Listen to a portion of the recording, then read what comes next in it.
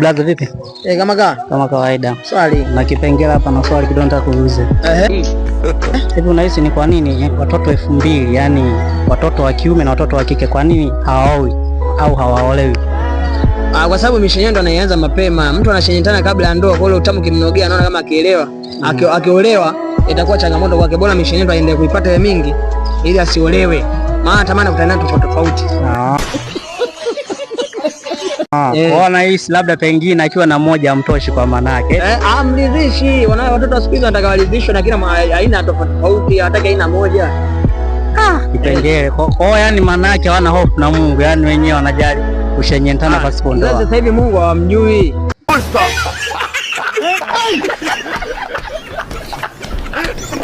Au sio? Wao wakishapata tu utamu basi anajua mambo mengine yataendelea baadaye. Kwa hiyo ndoa ya nini? Wewe ungeoa? Kwa kweli hapa brother, hapa ni kipengele. Hakuna. Wewe kwanza umeoa? Hamna. Umewahi kushenyenta wewe? Mara nyingi. Sasa wewe kwani hujaoa unaona shenyenta mara nyingi? Na wewe wakati ndio 2000. Mbavu sana wewe. Labda mimi wa 97. Shenyenta uko pale pale, kuoana hakupo siku hizi. Au sio? Ni ndoa za mikataba. Kweli brother. Sema nini? Inatisha sana. Au sio? Bana. Hapo Unyama hapa. That's fresh. Ina no. Hata ankia kato ndo anacheka pale. Niache nachanganyikiwa mtu huwa.